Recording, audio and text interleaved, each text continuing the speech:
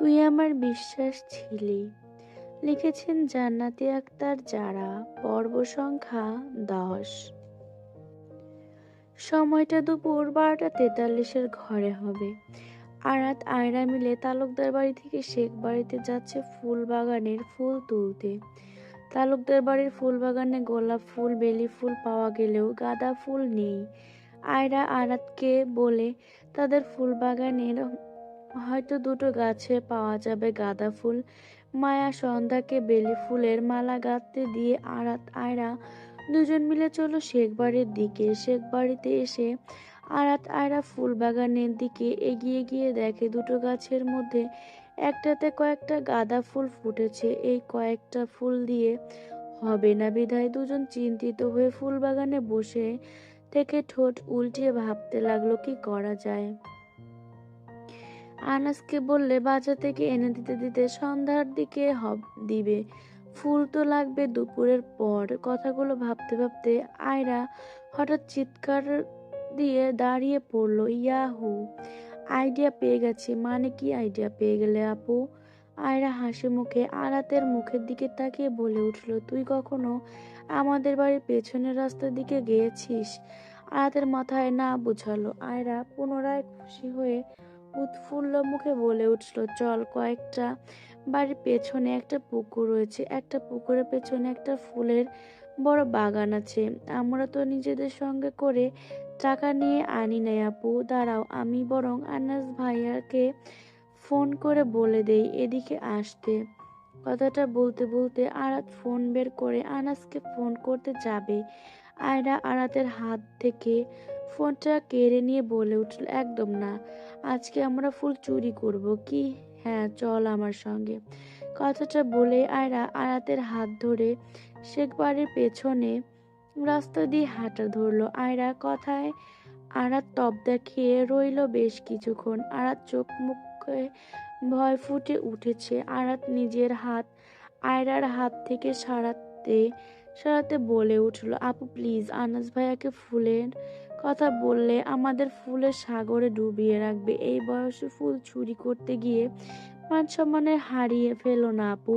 আমার ভবিষ্যৎ বরের বউকে তুমি চূর্ণি ট্যাগ লাগিয়ে দিও না।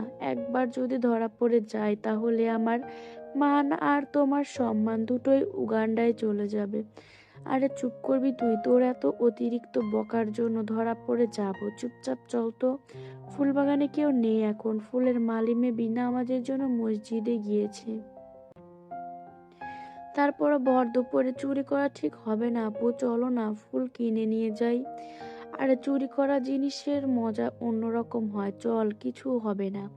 দুজন চুপি চুপি বাগানের সামনে এসে আশেপাশে তাকিয়ে দেখলো কেউ নেই।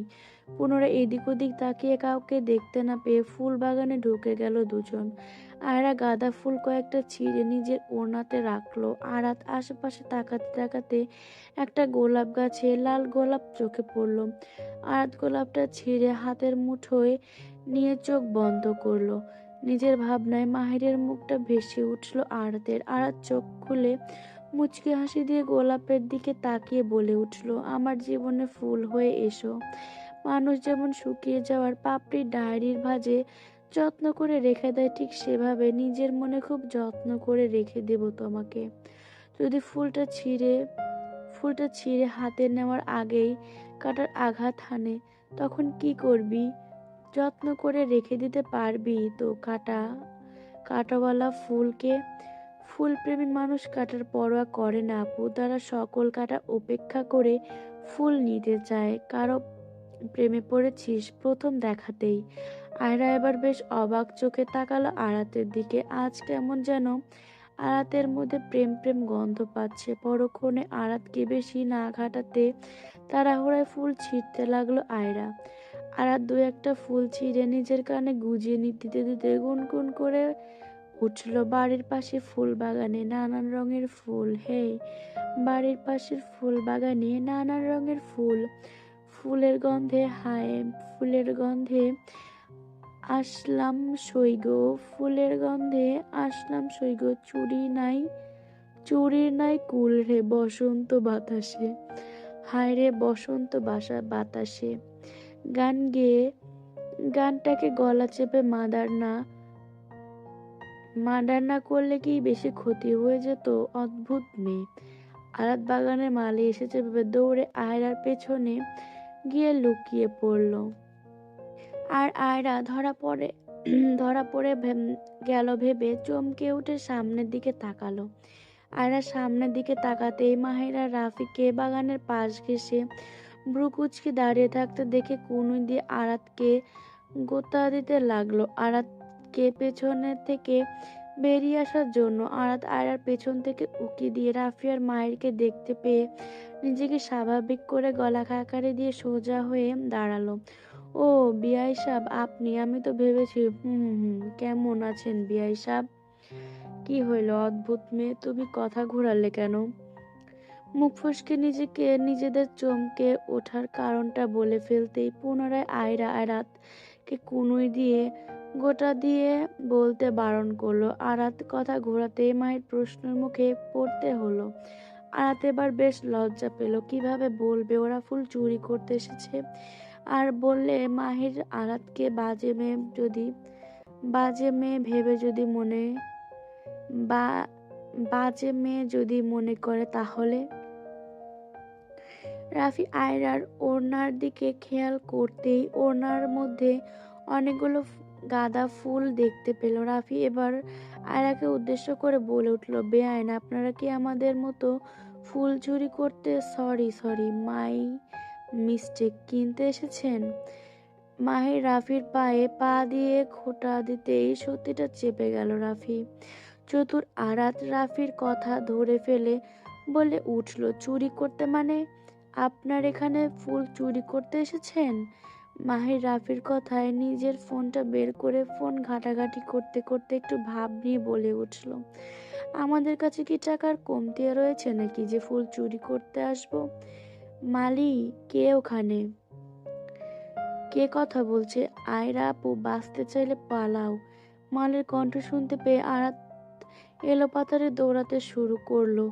আরাতের পেছনে আয়রার পেছনে রাফি, মাহির, চারজন এলোপাতাড়ি দৌড়াতে ফুলবাগান ছেড়ে পুকুর পাড়ে বিপরীত সীমান্তে এসে দাঁড়িয়ে হাঁপাতে লাগলো। আরাত কোমরে হাত রেখে হাঁপাতে রাফি মাহিরকে উদ্দেশ্য করে বলে উঠল, আপনারা দুজন দৌড়ে এলেন কেন? মেয়েরা একা একা দৌড়ে দিচ্ছে, ব্যাপারটা কেমন বেমানান দেখাচ্ছে, তাই আপনাদের সঙ্গে দৌড় দিয়ে এনজয় করলাম একটু। রাফি আয়রাকে রাগাতে বলে উঠল কথাটা। আয়রা রাফির কথা বিরক্ত নিয়ে বলে উঠল, মিথ্যা না বললেই তো হয়, ফুল চুরি করতে এসেছেন। মাহির মাথার চুলকে মুচকি হেসে বলে উঠল, সেম বাট কিছুটা ডিফারেন্ট। ফুল চুরি করতে এসে এভাবে সারপ্রাইজ হতে হবে কল্পনার বাহিরে ছিল। এই ভদ্রগুণটা হানিয়া আপু কই? সকাল থেকে দেখছি না কেন আপুকে? হাবিব ফোনে চোখ নিবদ্ধ রেখে আনাসের রুমে যাচ্ছিল। সিঁড়ির কাছে আসতে সন্ধ্যার কথায় থেমে পেছন ঘুরিয়ে দাঁড়ালো। সন্ধ্যাকে হলুদ পিছে মুগ্ধ চোখে চেয়ে বলে উঠল, মাশাআল্লাহ সুন্দর। সন্ধ্যা হাবিবের কথায় ঠোঁট উল্টিয়ে ভাবলো, এই ভদ্র গুন্ডাকে জিজ্ঞেস করে কি আর উত্তর দেয় কি। সন্ধ্যা হাবিবের মুখের সামনে হাত নাড়িয়ে পুনরায় জানতে চেয়ে বলে উঠল, হ্যাঁ আমি জানি আমি দেখতে মাশাআল্লাহ, এবার আমার কথার উত্তর দেন। হানিয়া আপু কই?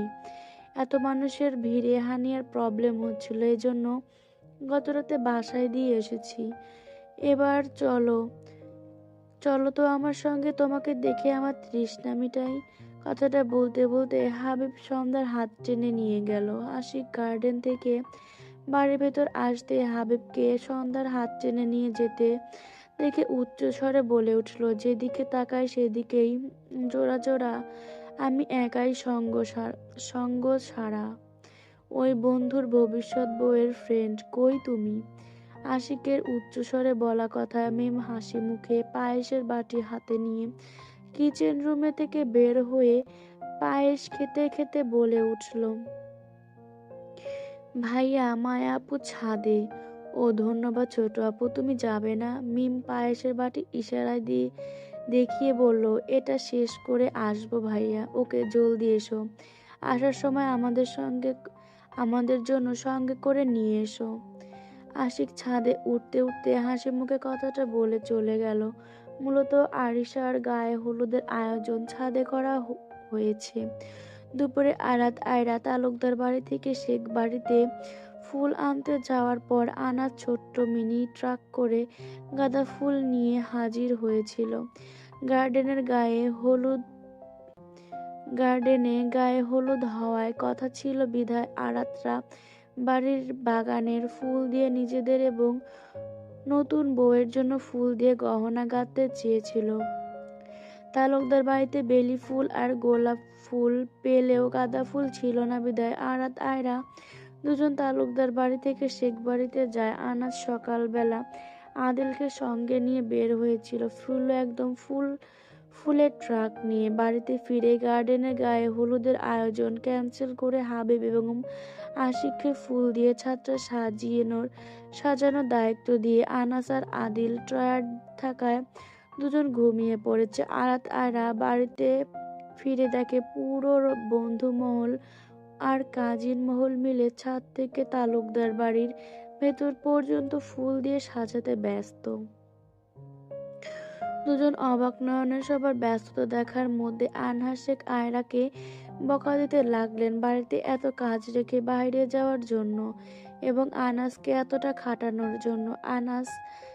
আনহা শেখের ধারণা আয়রা আনাসকে আবদার করেছে ফুল দিয়ে ছাদ সাজানোর জন্য, নয়তো ওনার আদরের ভাস্তে হঠাৎ করে এত ফুল আনবেই বা কেন।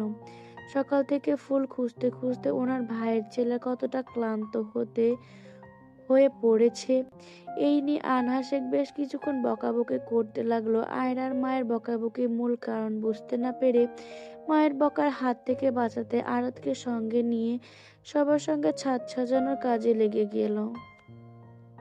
আশিক চেয়ার টেনে ছাদের এক পাশে বসে পড়ল। চারপাশে গেস্ট দিয়ে ভরপুর হয়ে আছে। আশিক পাঞ্জাবির পকেট থেকে ফোন বের করে আশেপাশে এক নজর বিলিয়ে চোখটা ফোনে রাখতে যাবে, হঠাৎ চোখটা কারোর পর আটকে গেল। ছাদের মেঝেতে ছোট্ট করে টেস্ট বানানো পুরো স্টেজ হলুদ গাঁদা ফুল দিয়ে ডেকোরেশন করা। হলুদ রাজ্যের মধ্যে তিনটি রাজকন্যা নিজেদের মধ্যে গল্প মশগুল। আরিশার কথায় মায়া আরাত হেসে উঠল। আশিক দূর থেকে তাদের হাসির কারণ বুঝতে পারল না। আশিক দাঁড়িয়ে চেয়ারটা হাতে নিয়ে তাদের কিছুটা কাছে এসে বসে পড়ল। তিনজনের গল্পের মধ্যে সন্ধ্যার লজ্জা পেয়ে দৌড়ে আসতে তাদের গল্পের ব্যাঘাত ঘটল। আরিশা আরাত মায়া তিনজন সন্ধ্যাকে লজ্জা পেয়ে দৌড়ে আসতে দেখে ভ্রুকুচকে সন্ধ্যাকে দেখতে লাগলো। সন্ধ্যার পিছু পিছু হাবিবকে রিল্যাক্স মুডে আসতে দেখে আশিকের মুখটা দুষ্টুমি খেলে গেল। হাবিব এসে আশিকের পাশের চেয়ার টেনে রিল্যাক্স মুডে বসতে আশিক দুষ্টু এসে নিচু স্বরে অবাক নয়নে বলে উঠল, ছি দোস্ত, তোর থেকে এটা এক্সপেক্ট করি নাই। হাবিব জিজ্ঞাসু দৃষ্টিতে চেয়ে বলে উঠল, মানে বুঝো না? না তুমি তো কচি খোকা, বাজে না বকে লাইনে আয়। তুই আমার থেকে কি এক্সপেক্ট করছস?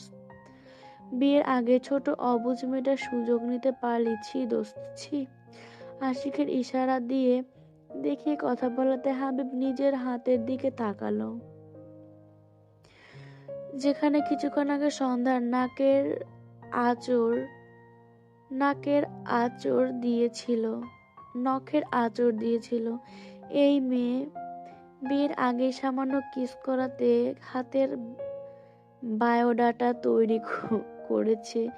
বিয়ের পর কি করবে কে জানে। হাবিব কথাগুলো ভেবে সন্ধ্যার দিকে চেয়ে আশিকের কথা বিড়বিড় করলো, ছোট্ট হইলেও হবে কি ঝাঁজ দ্বিগুণ। আশিক হাবিবের বিড়বিড় করা কথা শুনতে না পেয়ে কিছু বললি নো। হাবিব এবার সরাসরি চোখ রাখলো সন্ধ্যার ওপর।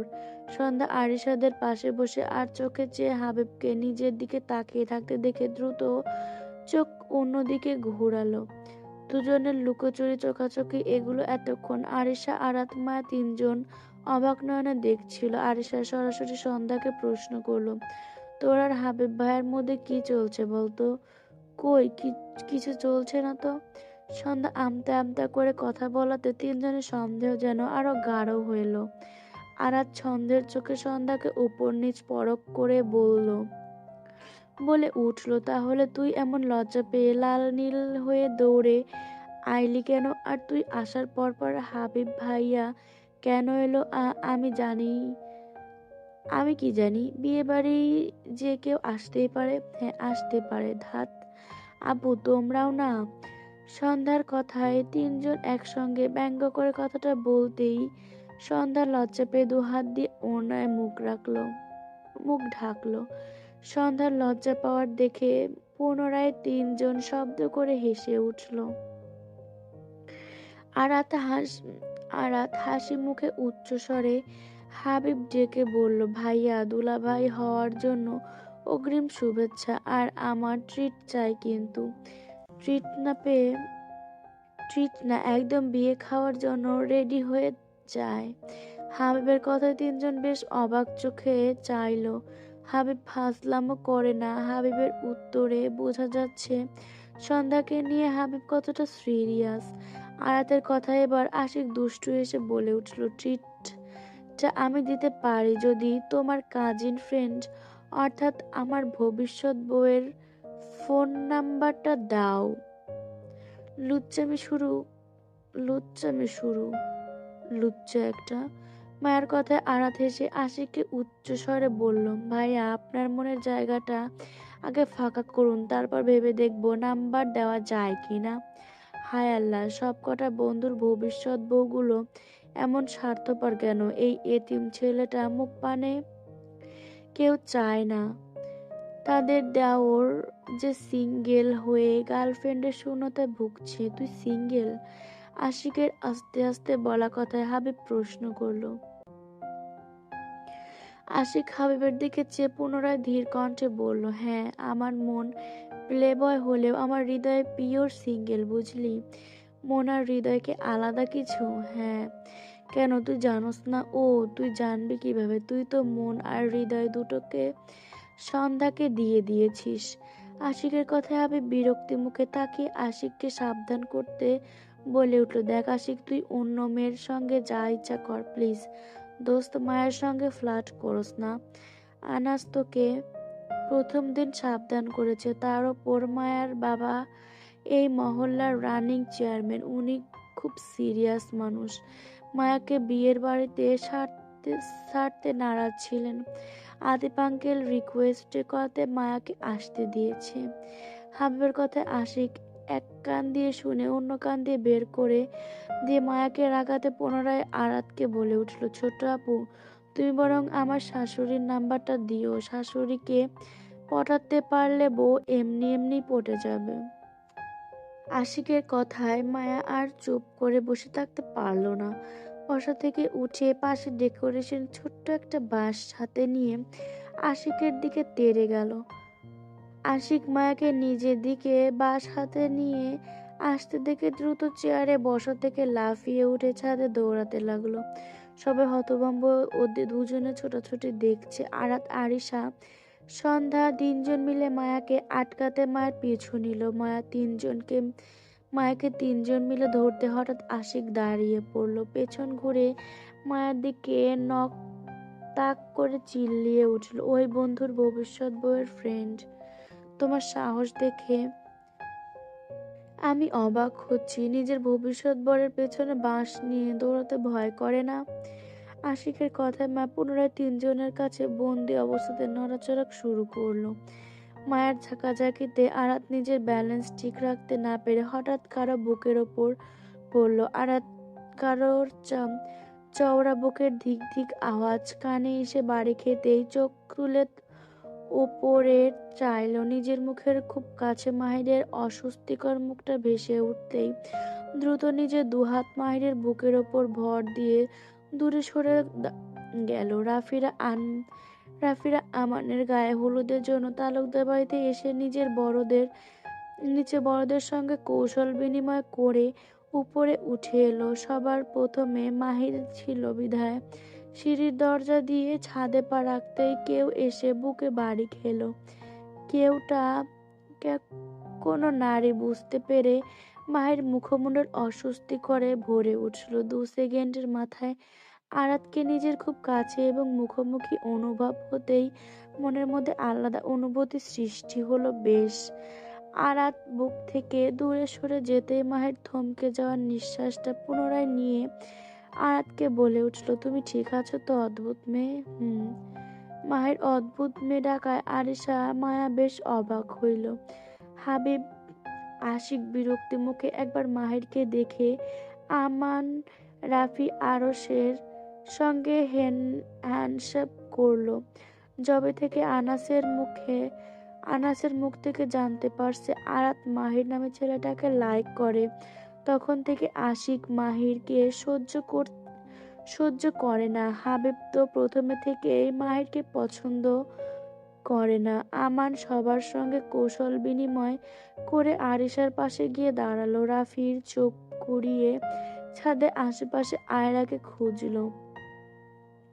কোথাও আয়রার দেখা না পেয়ে রাফি পুনরায় গল্পে মশগুল হয়ে উঠল। সবার সঙ্গে গল্পের মধ্যে সিঁড়ি বেয়ে আসতে দেখা গেল রূপালী বেগমের হাতে তার পানির ট্রে। রূপালী বেগমের পিছনে মিম, আহিন, আলভিকে আসতে দেখা গেল। মিমের হাতে পায়েসের ট্রে আর আহিন আলভি দুজনের হাতে দুটো টিস্যু প্যাকেট। রূপালী বেগম হাসি মুখে একে একে পানি গ্লাস এগিয়ে দিতে দিতে আরশের কাছে এসে থেমে গেল। আরশকে পর্যবেক্ষণ করে বলে উঠল, মাশাল্লাহ মাশাল্লাহ বাবা, তুমি তো দেখতে মেলা সুন্দর। ধন্যবাদ আন্টি। বাহ, তোমার ব্যবহার তো ভালাই আছে। জি আন্টি। আরশ মুখে হাসায় চেষ্টা করে উত্তর করলো। সবাই বেশ উৎসাহ নয়নে রূপালী বেগম আর আরশকে দেখতে লাগলো। মিম নিজের মায়ের উৎফুল্ল হওয়ার কারণ বুঝতে পেরে রূপালী বেগমকে তাড়া দিতে লাগলো। মা, গল্প পরে করতে পারবেন, সামনের ভাইয়াদের পানি দেন। তুমি চুপ করো, কথার মধ্যে কথা বলবে না। বাবা, তোমার বাড়ি কনে? সবার সামনে রূপালী বেগমের কথায় মিম খানিকটা লজ্জা পেল। আরশ একবার মিমের দিকে তাকিয়ে পুনরায় রূপালী বেগমের থেকে জানতে, জি আন্টি, আমি কইতাছি তোমার বাড়ি কনে? ও আচ্ছা, আমার বাসা কই জানতে চাইছেন তাই না? আমার বাসা চুলকানি বাজার, আপনার মেয়ের শ্বশুর বাড়ি। রাফি পানি খাচ্ছিল আরশের কথায় রাফির মুখ থেকে পানি ছিটকে পড়ে গেল। আরশ এবার নিজের ফর্মে ফিরে এসেছে। মায়ের পকেট থেকে রুমাল বের করে রাফিকে দিতে দিতে ভ্রু কুঁচকে আরশের দিকে তাকালো। আরশের কথায় বাকি সবাই মিটি হাসতেছে আর মিম মন ভার করে রূপালী বেগমকে এবং আরশকে দেখতেছিল। রূপালী বেগম আরশের কথায় তপ দেখিয়ে পুনরায় জানতে চাইল, আমার মেয়ে শ্বশুর বাড়ি, এগুলা কি খাও বাবা? আরশ দুষ্টু এসে বলল, ও হু আন্টি, এটা আমার মেয়ে শ্বশুর বাড়ি হবে না, চুলকানি বাজার আপনার মেয়ে শ্বশুর বাড়ি হবে। এটা আমার জেলার নাম। রূপালী বেগম অবিশ্বাস্য চাহনিতে বলে উঠল, ও আচ্ছা, এটা তোমার জেলার নাম? কিন্তু বাবা, এমন জেলার নাম তো বাংলাদেশে কখনো শুনি নাই। মিম নিজের মায়ের প্রতি বিরক্ত হইল। এবার একটা শহরের ছেলে গ্রামে সোজাসাপটা মানুষ পেয়ে যা বোঝাচ্ছে, তার মা তাই বুঝছে, আর বাকি সবাই তা দেখে মজা নিচ্ছে। আরশ রূপালী বেগমের কথার উত্তর করতে পুনরায় প্রশ্ন করলো, আন্টি, আপনি মেবি গ্রামে থাকেন? হ বাবা, আমি আরাতের মামি, আর এটা আমার মেয়ে মিম। আমার মেয়ের গুণের কথা কি আর কমু, গ্রামের আনাচে কানাচে সবার জানা, রান্ধন থেকে শুরু করে উঠান ঝাড়ু দেওয়া পর্যন্ত। আন্টি আন্টি রিল্যাক্স রিল্যাক্স, আমি বলতে চাইছি আপনি গ্রামে থাকেন, এজন্য শহরের চুলকানি বাজার আপনার মেয়ে শ্বশুর বাড়ি। জেলাটার নাম হয়তো শুনেন নাই আপনি কখনো। রূপালী বেগম আরশের কথায় যুক্তি ধরে মুখটা বোঝার মতো করে বলে উঠল, আছে হয়তো, মুই হয়তো জানি না বাবা। হ্যাঁ আন্টি, একবার শুধু আমান ভাইয়ার বিয়েটা শেষ হতে দেন, আমি আপনাকে পুরো চুলকানি বাজার আপনার মেয়ে শ্বশুর বাড়ি ঘুরিয়ে দেখাবো। আরশ দুষ্টু হেসে কথাটা বলতে পুরো ছাদ হো হো করে শব্দ করে হেসে উঠল। মিম বেশ রেগে গেল এবার। হাতে পায়েসের ট্রেটা একটা চেয়ারের ওপর রেখে দিয়ে রূপালী বেগমের হাত ধরে সিঁড়ি দিয়ে বাড়ির ভেতরে যেতে বলল। রূপালী বেগম নিচে নামতে নামতে বেশ রেগে গেলেন মেয়ের ওপর। তার এখনো আরসের সঙ্গে কথা শেষ হয় নাই। আরিশার চেয়ার থেকে পায়েসের ট্রেটা নিয়ে সবাইকে পায়েস দিতে লাগলো। মিম আরসের দিকে চেয়ে চিবিয়ে চিবিয়ে বলল, আপনাকে এতক্ষণ আরিশা আপুর শ্বশুরবাড়ির গেস্ট ভেবে ছেড়ে দিয়েছি, কিন্তু আর না। নিজেকে কি মনে করেন? হ্যাঁ, শহরের পণ্ডিত মশাই গ্রামের মানুষকে কি মানুষ বলে মনে হয় না? মিমের কথায় আরস বেশ রেগে গেল। এই যে গ্রামের মূর্খ অশিক্ষিত মেয়ে, ফান বুঝো না? এতক্ষণ জাস্ট আন্টির সঙ্গে ফান করছিলাম। এটাকে ফান বলে তো কি বলে? দুজনের ঝগড়ার রেশ বেড়ে যাচ্ছে দেখে আশিক আরাত কে বক্সে গান লাগাতে বলল। ছোট আপু, বক্সে গান লাগাও তো, যেন বন্ধুর ভবিষ্যৎ বউয়ের ফ্রেন্ড আমার প্রেমে হাবুডুবু খেয়ে যায়। আয়াত এতক্ষণ চিন্তিত মুখে বেশ কয়েকবার রোশনিকে ফোন করছিল। সকাল সকাল থেকে রোশনির ফোনটা বন্ধ পাচ্ছে। এখনো বন্ধ থাকায় আয়াতের মুখটা তো হাসি খুশির মধ্যে চিন্তিত হয়ে ফুটে উঠেছে। আশিকের ডাকে আয়াত মুচকি হেসে ফোন নিয়ে বক্সের কাছে গিয়ে গান দিতে লাগলো। এতক্ষণ বাকি গেস্টরা ছাদে এসে এক সাইডে রেখে দিয়ে ছাদের মেঝেতে সুন্দর করে বসে পড়েছে। মায়ের আরাতের চিন্তিত মুখটা দেখে সবার থেকে কিছুটা দূরে চেয়ার পেতে বসলো, যেখান থেকে বেশ সরাসরি আরাতকে দেখা যাচ্ছে। মীরা আর চোখে এদিক ওদিক তাকিয়ে সেদিনের লম্বা ছেলেটাকে খুঁজলো। ছেলেটাকে চোখ খুঁজে না পেয়ে আড্ডায় মনোযোগী হলো। এদিকে রাফি আয়রাকে এক নজর দেখার আশায় বারংবার সিঁড়ির দরজার দিকে উকি দিচ্ছে। আশিকের কথায় মায়া মুখ পাকা করে হাতের বাঁশটা আশিকের দিকে তাক করে গানের তালে তালে গেয়ে উঠল। মায়া, ইশকে কি গালিয়া মেনে জানা, ইশকে বাড়া বদনাম হ্যায়। আশিক মায়ের হাত থেকে বাঁশটা কেড়ে নিয়ে নিজের ঘাড়ে রেখে দিয়ে মায়ের চারপাশে ঘুরতে ঘুরতে গেয়ে উঠল। ইশকে তো মেরা খুদা হে, আশিক মেরা নাম হে। সন্ধ্যা হাতে হাত ভাঁজ করে হাবিবের পাশে দাঁড়িয়ে হাবিবের দিকে চেয়ে মুখ ভেঙচি কেটে গেয়ে উঠল। আশিক কে হার কাদম পে রোজ কাতাল ই আম হে। সন্ধ্যাকে ভেঙচি কাটতে দেখে হাবিব বাঁকা হেসে দ্রুত নিজের হাত দিয়ে সন্ধ্যার কোমর চেপে নিজের দিকে ঘুরিয়ে গেয়ে উঠল। आशिक में जान लुटाना आशिकों का काम है। হাবিবকে সন্ধ্যার কোমর চেপে ধরতে দেখে সবাই একসঙ্গে চিল্লায় উঠল, আর সন্ধ্যা হা হয়ে হাবিবের দিকে চেয়ে রইল। এবার আশিক আর হাবিব দুজন একসঙ্গে ডান্স করতে লাগলো। ও সাকি সাকি রে সাকি সাকি, আপস এ রাহে যায় কই খাওয়াস বাকি। আয়রা মেয়েটা বরাবরই চুপচাপ, নিজের মতো থাকতে ভালোবাসে। শুধু আনাসের বেলায় তার মধ্যে যত পাগলামি ছটফট দেখায়। বরাবরই হই হুল্লোড় থেকে নিজেকে দূরে রাখতে ভালোবাসে। সময়ের ব্যবধানে টুকিটাকি কাজিনদের সঙ্গে আড্ডায় সামিল হওয়া, বললে চলে পড়াশোনার পাশাপাশি উপন্যাস নিয়ে নিজেকে মাতিয়ে রাখে। সুযোগ পেলে শেখ বাড়ি থেকে তালুকদার বাড়িতে এসে আনাসকে বিরক্তি করা, নিজের অনুভূতিকে জানান দেওয়া। বোকা মেয়েটা বুঝতে চায় না, তার অনুভূতি বুঝেও বুঝতে চায় না আনাস। শুধু কি অনুভূতির সামনে ব্যক্তির কাছে জানান দিলে চলবে? প্রকাশ করতে হবে। কিন্তু আয়রার ধারণা সে তো তার পাগলামোর মধ্য দিয়ে অনুভূতিকে জানান দিচ্ছে, তাহলে সামনের ব্যক্তি আমাকে সেভাবেই ভালোবাসবে। একদিন আয়রা বোনকে নিজের হাতে গায়ে হলুদের শাড়ি গহনা পরে দিয়ে তালুকদার বাড়িতে নিজের জন্য বরাদ্দ করা রুমটা আসলো।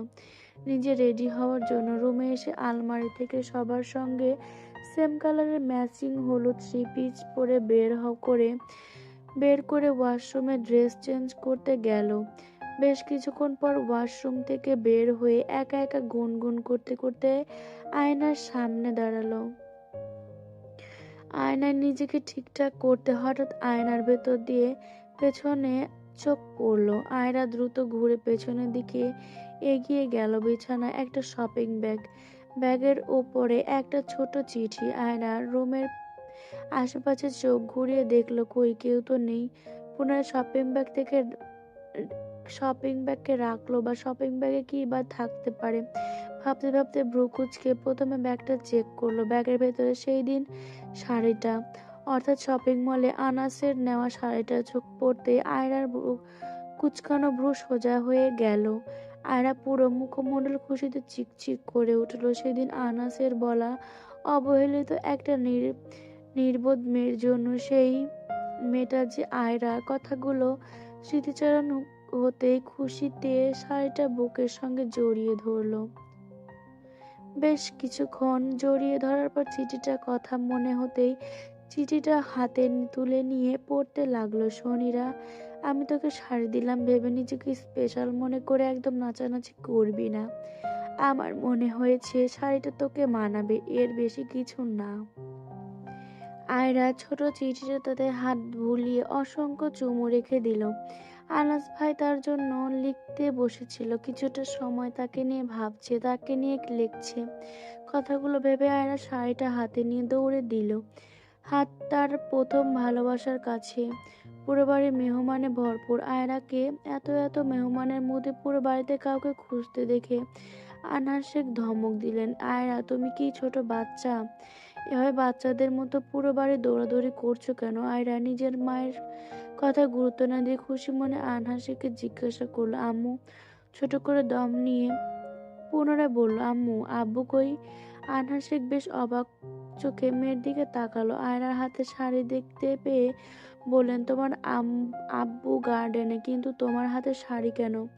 আয়রা মায়ের কথা শুনে দ্রুত পায়ে পুনরায় গার্ডেনে দৌড়ে চলে গেল। আনহা শেখ মেয়ের দিকে চেয়ে পুনরায় কাজে ব্যস্ত হয়ে পড়ল। আয়রা গার্ডেনে গিয়ে আতিফ শেখের সামনে দাঁড়িয়ে হাঁপাতে লাগলো। আতিফ শেখ হঠাৎ মেয়েকে দৌড়ে এসে হাঁপাতে দেখে বলে উঠল, কি হয়েছে আম্মু? আমার আম্মুটা তো খুশি কেন? আব্বু হঠাৎ আয়রার আতিফ শেখকে জড়িয়ে ধরলো। জড়িয়ে ধরে খুশিতে বলে উঠল, আব্বু তোমাকে বলেছিলাম না আনাজ ভাই কারোর জন্য শাড়ি নিয়েছে, সেই কেউটা আমি আব্বু। দেখো আব্বু কত সুন্দর শাড়িটা। আয়রা আতিফ শেখের বুক থেকে উঠে শাড়ি দেখাতে লাগলো। আতিফ শেখ মেয়ের উৎফুল্লতা মুখে চেয়ে আছে। আয়রা আতিফ শেখকে নিজের দিকে মুচকি হেসে তাকিয়ে থাকতে দেখে পুনরায় বাবাকে জড়িয়ে ধরলো। আতিফ শেখ মেয়ের মাথায় আদুরে হাত বুলে দিতে দিতে বললেন, জানো তো আম্মু, আমাদের রব আমাদের ইচ্ছাগুলো খুব যত্ন সহকারে কবুল করে। তুমি রবের প্রতি বিশ্বাস রাখো, রব তোমার সব হাসি খুশি ইচ্ছা, তোমার চাওয়া সবকিছু খুব গোপনে পূরণ করবে ইনশাল্লাহ। আব্বু আয়রার বাবার বুকে খুশি মনে মাথা ঝাঁকালো। আতিফ শেখ মুচকি হাসি দিয়ে মেয়েকে বললেন, যাও আম্মু, তোমার আপুর কাছে যাও, এনজয় করো। আয়রা বাবার কথায় হাসি মুখে গুনগুন করতে করতে পুনরায় বাড়ির ভেতরে চলে গেল। আতিফ শেখ মেয়ের যাওয়ার দিকে যে তৃপ্তি হাসলেন। তার মেয়েটা অল্পতেই খুশি, আবার অল্পতেই বড্ড অভিমানী। আয়রা রুমে এসে চিঠিটা খুব যত্ন সহকারে আলমারিতে রেখে দিল। পেছনে ঘুরতেই দরজার সামনে আনাজকে দাঁড়িয়ে থাকতে দেখে মুখ হাসিটা ফুটে উঠল। কয়েক সেকেন্ডের হাসি মুখটা আনাজের কথায় আমতা আমতা করতে লাগলো। চুরি করা ফুল দিয়ে ছাদটা তো দারুণ সাজিয়েছিস। আয়রা অবাক নয়নে, চুরি করা ফুল? হ্যাঁ, আমার টাকা বাঁচিয়ে ফুল চুরি করে নিয়ে আসলি, এজন্য ভাবলাম একটা থ্যাঙ্কস তো দেওয়া যায় না। মানে, ও হ্যাঁ, আমি তো বলতে ভুলে গেছিলাম, কংগ্রাচুলেশন। আনাসের সঙ্গে ব্যঙ্গ করা কথা আয়রা বুঝতে না পেরে জানতে চেয়ে বলল, কংগ্রাচুলেশন কেন আনাস ভাই? নতুন নতুন বেয়াই পেয়ে যাচ্ছিস, দেখা করতে গিয়ে ফুল বাগানে মালির দৌড়ানি খেতে হবে না আর। আনাসের খোঁটা দেওয়া কথা আয়রা মনে অনুভূতিগুলো পুনরায় উঠতে শুরু করলো। চোখ মুখ জুড়ে আনন্দ খেলা করছে। আয়রা কই যাচ্ছে সবকিছু তার আনাস ভাই নজরে নজরে রাখে। আনাস ভাই কি রাফিকে নিয়ে জেলাস ফিল করছে? আয়রা কথাগুলো ভাবছে আর মুচকি মুচকি হাসতেছে। আয়রাকে মুচকি হাসতে দেখে আনাস অবাক নয়নে পরখ করে বলে উঠল, তুই কি পাগল? এভাবে হাসতেছস কেন? আয়রা পুরো কথা না শুনে আনাসের রুমের ভেতরে আয়রাকে কাছে আসতে আসতে বলল, মানে কবে থেকে? ফুপিকে জানাইছিস? না, এখনো বলিস নাই? আনাস ভাই আমার পুরো কথা তো শুনবে। আমি না, মানে বুঝাইছি আমি পাগল না। ও। আয়রা গাল ফুলিয়ে বলা কথায় আনাসও বলতে আয়রা পুনরায় বলে উঠল, তুমি কোথায় দেখেছো কেউ পাগল হইলে নিজে থেকে বলবে আম্মু আমি পাগল? জানি না কিছু। তোর কথা ভাবতে ভাবতে আমার মাথাটা খারাপ হয়ে যাচ্ছে। উফ, অসহ্যকর। কথাটা বলতে বলতে আনাস আয়রার রুম থেকে বের হয়ে গেল। আনাসের যাওয়ার দিকে তাকিয়ে আবারও সেই পুনরায় অনুভূতিগুলো মনের মধ্যে নাচতে শুরু করলো। আয়রা দৌড়ে আয়নার সামনে গিয়ে নিজেকে ঘুরিয়ে ঘুরিয়ে দেখতে লাগলো। আয়নায় নিজেকে দেখার মধ্যে আনাসের কথা মনে পড়ে দু হাতে মুখ গুজলো। বেশ কিছুক্ষণ আয়নার সামনে গুনগুন করতে করতে নিজেকে সাজিয়ে চলল ছাদের উদ্দেশ্যে। আয়রা উৎফুল্ল হয়ে ছাদে উঠতে হঠাৎ রাফির সামনে এসে গেয়ে উঠল, দিল কা জল হে, ওহ তুঝে ক্যাসে বায়া করে। রাফির সামনে আসতে আয়রা পিছু হাঁটতে যাবে, হঠাৎ কারো বুকের সঙ্গে ধাক্কা খেলো। পেছনে ঘুরতে আনাসকে বিরক্তি মাখা মুখ চোখ করে থাকতে দেখে রাফিকে পাশ কেটে ছাদের অন্য সাইডে গিয়ে দাঁড়ালো।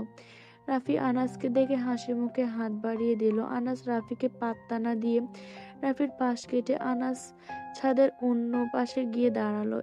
এতে রাফি খানিকটা অপমানিত হলো। হাত গুটে নিয়ে মুখে হাসার চেষ্টা করে পুনরায় আয়রার দিকে তাকিয়ে গিয়ে উঠল, কহ দে তুঝে ইয়া দিল মে রাখে বলো না ক্যা করে মেরা। রাফির কাছে এসে ঠোঁট উল্টে আয়নার দিকে ইশারা দেখিয়ে দিয়ে রাফির উদ্দেশ্যে গেয়ে উঠল, দিল जो तुम्हारा है कैसे बेचारा है, মানে না বেশারাম বিলকুল ঘাটারা হে। রাফি মুচকি হেসে মিরারকে ইশারায় আয়রাকে দেখালো, তুকারে দিল বেকারার হে। মীরা আয়রার পেছনে গিয়ে আয়রাকে পেছন থেকে জড়িয়ে ধরে রাফির দিকে তাকিয়ে, কিউ কারু মে তুসसे प्यार, রাফি দিল কা জল হে, ও তুঝে कैसे बाया करे, কে দে তুঝে ইয়া দিল মে রাখে বলো না ক্যা করে। আরাত বক্সের কাছে থেকে উঠে এসে আরিশাকে হলুদ লাগিয়ে দিল। সন্ধ্যায় আরিশার পাশে বসে প্রথম তাকে আরাত আর মাহিরকে লক্ষ্য করছিল। মাহিরকে আরাতের দিকে তাকিয়ে থাকতে দেখে আরাতকে ধাক্কা দিয়ে মাহিরের দিকে তাকাতে ইশারা করলো। আরাত সন্ধ্যা ইশারা মাহিরের দিকে তাকাতেই মাহিরকে নিজের দিকে তাকিয়ে থাকতে দেখে দ্রুত চোখ ঘুরিয়ে নিল। দুজনের চাহনি দিকে পুনরায় সন্ধ্যা আরাতকে হালকা করে ধাক্কা দিয়ে মুচকি এসে বক্সের তালে ডান্স করতে লাগলো। সন্ধ্যা হাওয়া কেন আজ হয়েছে মাতাল, কানে কানে বলে আজ যত সুখ ভরে দেব আজ তোরে আঁচলে, মন যেন আজ মিলেছে ডানা, উড়েছে আকাশে, আমি বদলে গেছি এক পলকে। আরাত সন্ধ্যার সঙ্গে গেয়ে উঠল সেম একই গান। মায়া আরিশার এক পাশে আরিশাকে ধরে আনমনে গেয়ে আরিশাকে ধরে আমানকে দেখিয়ে দিতে দিতে বলে, এলো যে এলো খুশির লগন, এলো যে এলো খুশির লগন। মিম আরিশার মন অন্য পাশে, আরিশার লজ্জাময় মুখটা উপরে তুলে, আসবে সে তাই লাজে রাঙা মন, আসবে সে তাই লাজে রাঙা মন, মীরা মেতেছে আনন্দে আজ প্রাণ যে। আয়রা আনাসের দিকে তাকিয়ে, দুরু দুরু বুক কাঁপে কেন আজ, ভয়ে লাজে মরি, জাদুর কাঠি ছুঁয়ে দিল যেন এক পরী, নিজের কাছে নিজে আজ তাই অচেনা যে আমি, যেন বদলে গেলাম এক পলকে। আরিশা লজ্জামাখা মুখ নিয়ে আমানের দিকে তাকিয়ে গেয়ে উঠল। সবাই একসাথে ডান্স করতে করতে এলো যে এলো খুশির লগন, আসবে সে তাই লাজে রাঙা মন, মেতেছে আনন্দে আজ প্রাণ যে। মেয়েদের ডান্স শেষ করতে পুনরায় বক্সে গান বেজে উঠল। বান্ন কি সাহেলি রেশম কি দড়ি। মাহির আরাতের দিকে তাকিয়ে ডান্স করতে লাগলো। এবার সবাই একসঙ্গে চিল্লায় উঠল, চুপ চুপকে সারমে দেখ চুরি চুরি। আশিক মায়ের দিকে হাত দিয়ে নখের ইশারায় দেখিয়ে দিয়ে, ইয়ে মে ইয়ে मैंने या मैंने मैं तो उस पे मर गई। হাবিব, আশিক, রাফি, মাহির সঙ্গে আহিন আলভি 7 জন একসঙ্গে ডান্স করতে লাগলো। আনাস এক সাইডে দাঁড়িয়ে এতক্ষণ যাবৎ শুধু আয়রা আর আরাতকে দেখছিল। বিয়ে বাড়ির টুকিটাকি মজা তো করবে, তারপরও বোন আর আয়রা কেন কেন যেন বর্তমান ঘরে বন্দি করে রাখতে মন চাচ্ছে। আনাস বেশ কিছুক্ষণ থাকার পর পুনরায় নিচে নেমে গেল। একে একে ছাদে রাহিমা সুলতানা, আদিবা তালুকদার, রাবেয়া তালুকদার, আনহা শেখ ছাদে চলে এসেছে। আদনান আর আহাদ তালুকদার গায়ে হলুদ পছন্দ করে না, মেয়েদের আনন্দের মধ্যে বাধা সৃষ্টি করে না বিধায় ওনারা বর্তমান অবস্থানে করেছে রোশনিদের বাড়িতে। রাহিমা সুলতানাকে দেখে আরাত এগিয়ে এসে রোশনির কথা জানতে চাইলো। আন্টি, রোশনির ফোন ধরছে না কেন? ওর সঙ্গে আপনার কথা হয়েছে? রাত থেকে কি যেন হয়েছে, আমার ফোন রিসিভ করছে না। তোমার আঙ্কেলকে বললাম, তোমার আঙ্কেল বলল এই টপিক নিয়ে পরে কথা বলবে, এইটুকুই। ওকে, আপুকে হলুদ লাগাবে না? হ্যাঁ চলো আন্টি। রাহিমা সুলতানা আরাতের দিকে প্রশ্নভরা চাহনিতে তাকালেন। রাহিমা সুলতানাকে নিজের দিকে তাকাতে দেখে আরাত মাথাটা নিচু করে লজ্জা মিশ্রিত নিয়ে আমতা আমতা করে করতে করতে বলল, ওই সাদা পাঞ্জাবি পরার সঙ্গে সাদা ওড়না গলায় ঝোলানো লম্বা করে শ্যামবর্ণ ছেলেটাকে দেখছেন? রাহিমা সুলতানা আরাতের ইশারার দিকে তাকিয়ে দেখলেন 5 ছেলের মধ্যে সেম পাঞ্জাবি পরে সঙ্গে কালো রঙের গলায় ওড়না ঝোলানো, কিন্তু একটা ছেলে সাদা পাঞ্জাবির সঙ্গে ওড়না গলায় ঝোলানো। রাহিমা সুলতানা মাহিরের দিকে তাকিয়ে বলল, ওই ছেলেটা পাঞ্জাবির কথা বলছো তো?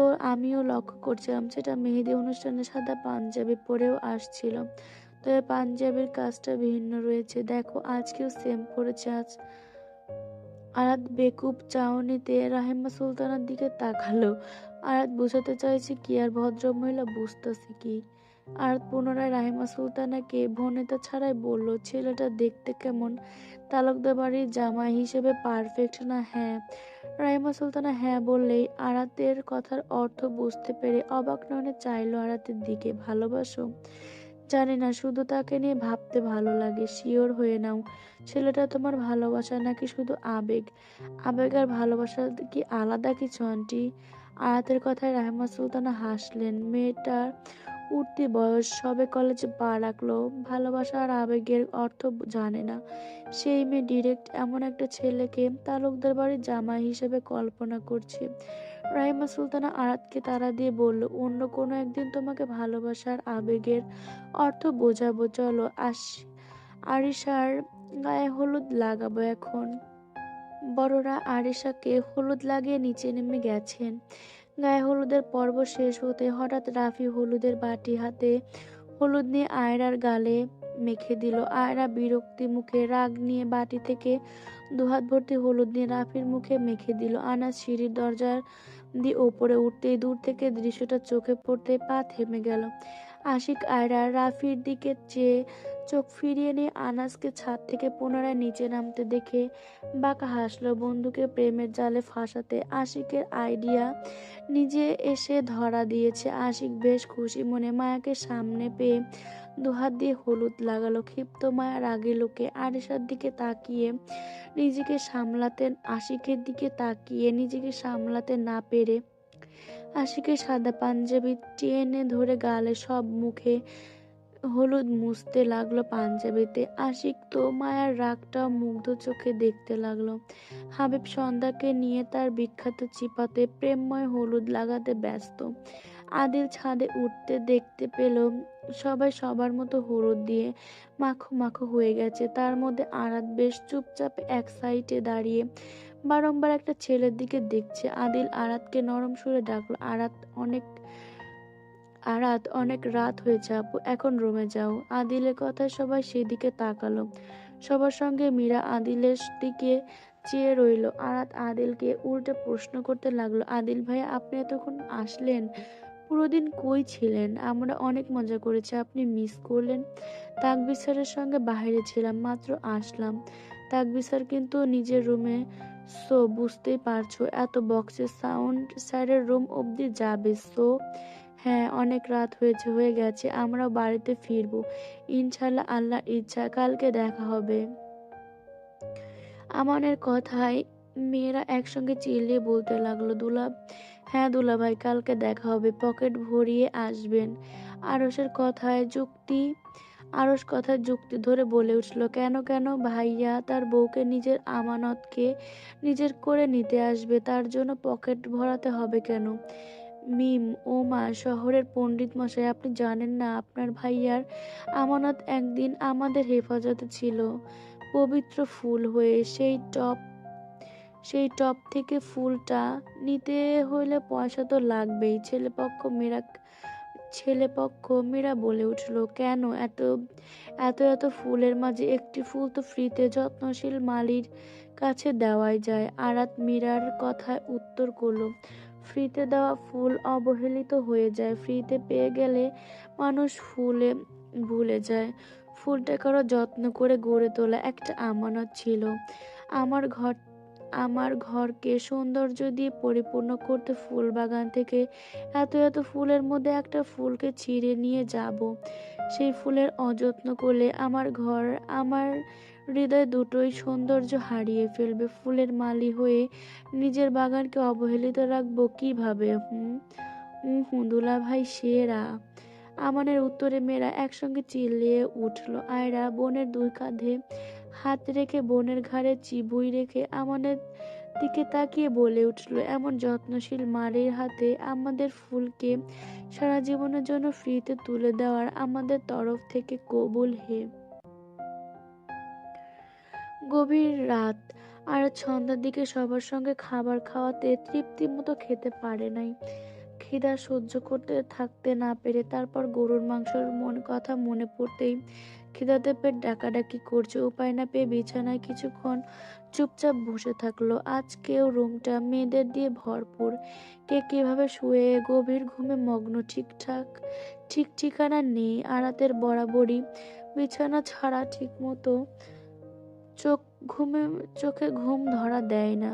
বিছানা থেকে চুপিসারে নেমে ফোনের ফ্ল্যাশটা লাইট জ্বালিয়ে রুমের দরজা খুললো। এদিক ওদিক মাথা ঘুরিয়ে সিঁড়ি বেয়ে ধীর পায়ে নিচে নামলো কিচেন রুমের উদ্দেশ্যে। ড্রয়িং রুমে পা রাখতে চঞ্চল আরাতে দৃষ্টি ধীর হইল। মনের মধ্যে খচখচ করতে লাগলো, সোফাতে কারো অস্তিত্ব। ভূত প্রেত বলতে কিছু নেই আরাতের জানা, তার ওপর নিজের বাড়িতে ভয় পাওয়া তো বিলাসিতা। বাড়ির আনাচে কানাচে তার মুখস্থ, সেই বাড়িতে ভয়ে মানায় না। চঞ্চল আরাত ধীর পায়ে সোফার দিকে এগুলো। সোফার কাছে গিয়ে ব্যক্তির মুখ দেখতে ফোনের ফ্ল্যাশ মুখের ওপর রাখতেই তাকবীর শোয়া থেকে দ্রুত উঠে বসলো। তাকবীরকে দ্রুত উঠে বসতে দেখে আরাত পিছু পা হয়ে ভয় পেয়ে বুকে হাত রাখলো। বীর ভাইয়া। তাকবীর নিজের ঘরে নিজের মধ্যে ছটফটানি বন্ধ করতে রুম থেকে ব্যালকনি হাঁটা করেও নিজের মধ্যে ছটফটানি বন্ধ করতে না পেরে রুম থেকে ধীর পায়ে নিচে নেমে এসে সোফাতে কিছুক্ষণ বসে থাকলো। জায়গা পরিবর্তন করে নিজের মধ্যে ছটফটানি ওঠা থেকে বেশি করে এলোমেলো লাগতে লাগলো। বেশ কিছুক্ষণ বসে থাকার পর কপাল এক হাত রেখে সোফাতে শুয়ে পড়ল। আরাতকে নিয়ে নিজের অনুভূতিগুলো চোখ বুজে ভাবতে লাগলো। গম্ভীর তাকবীর বরাবরই নিজেকে একা রাখতে ভালোবাসে। নিজের পোশাক থেকে শুরু করে আসবাবপত্রতে কারো ছোঁয়া পছন্দ না। তাকবীরের গাম্ভীর্য তাকবীরকে সবার থেকে দূরে রাখে। বাড়ির বড় থেকে ছোট পর্যন্ত হোক না কেন, বন্ধু বা কাজিন, তাকবীর শুধুমাত্র দুটো মানুষের কাছে খোলাসা। এক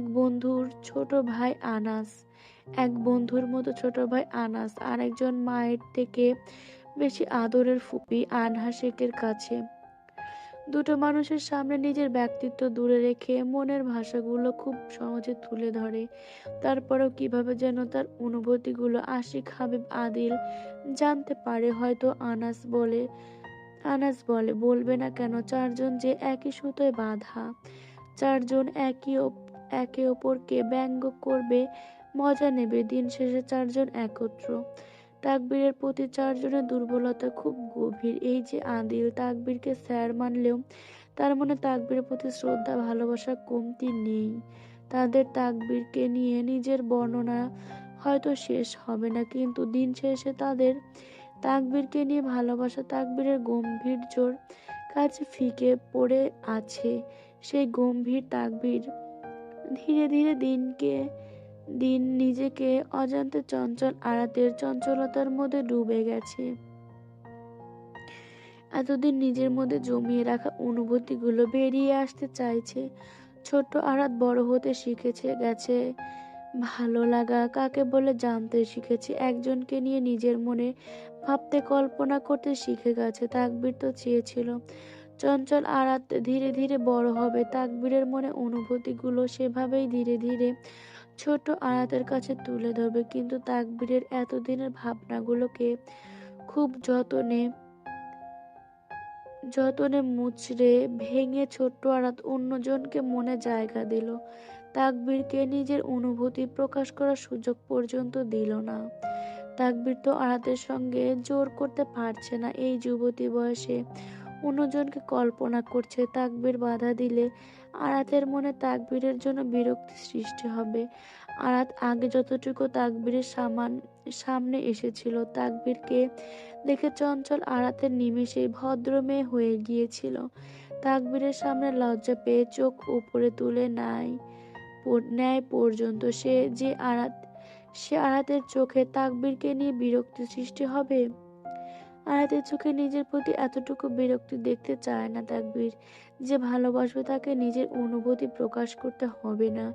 এতদিন তো তাকবীর আরাত একই বাড়িতে ছিল, তারপরও আরাতের মনে তাকবীরের জন্য তো কোনো অনুভূতির সৃষ্টি হয় নাই।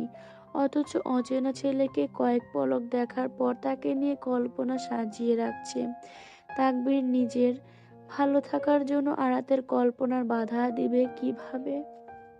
কথাগুলো ভাবতেই তাকবীর সোফাতে শুয়ে থাকা অবস্থায় কপালের ওপর হাত রেখে বুজে রাখা চোখ জোড়া এক ফোঁটা পানি গড়িয়ে পড়ল। হঠাৎ নূপুরের ঝমঝম আওয়াজে তাকবীরের কান জানান দিল যে রমণীকে নিয়ে এতক্ষণ ভাবনার চোখের পানি ঝরালো, সেই রমণী তোর খুব নিকটে আসছে। তাকবীর আগের মতোই চোখ বুজে রইল। ভাবলো আরাত এদিকে আসবে না, কিন্তু তাকবীরকে ভুল প্রমাণ করে আরাতকে নিজের খুব কাছে অনুভব করেও চুপচাপ চোখ বুজে শুয়ে রইল। পুনরায় আরাতকে নিজের দিকে ঝুঁকে ফোনের ফ্ল্যাশ অন করতে বোঝে শোয়া থেকে উঠে বসলো। আরাত পিছুপা হয়ে ধীরে ঠান্ডা কণ্ঠে বীর ভাইয়া ডাকে নিজের মধ্যে ছটফটানিগুলো বেরিয়ে আসার জন্য ধক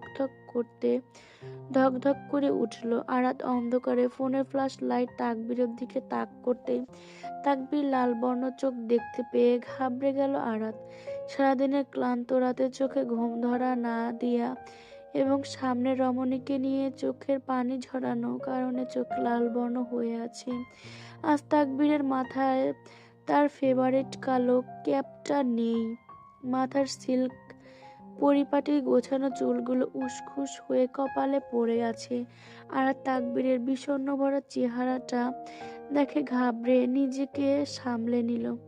তাকবীরের দিকে এগিয়ে আসতেই তাকবীর সোফাতে বসা অবস্থায় কপালে উসখুস করা চুলগুলো হাত মুঠোয় নিয়ে ভাঙা গলায় বলল, প্লিজ রাত, আমার কাছে আসবে না। তুমি আমার কাছে এলে এই নিয়ন্ত্রিত আমিটা পুনরায় এলোমেলো হয়ে যাব। আরাত থমকে দাঁড়ালো। বেশ কিছুক্ষণ তাকবীরের দিকে অপলক চেয়ে থেকে নিজের রুমের দিকে যেতে যেতে তাকবীরকে নিয়ে ভাবতে লাগলো। আজ আর আরাতের খাওয়া হইল না। আরাতের ভাবনায় খিদেটা প্রভাব ফেলতে পারলো না। আরাত চলে যাওয়ার দিকে তাকিয়ে তাকবীর বিড়বিড় করলো, তুমি জানো তোমাকে চাওয়ার মতো অনেকে আছে, আর আমি জানি আমার মতো কেউ নেই।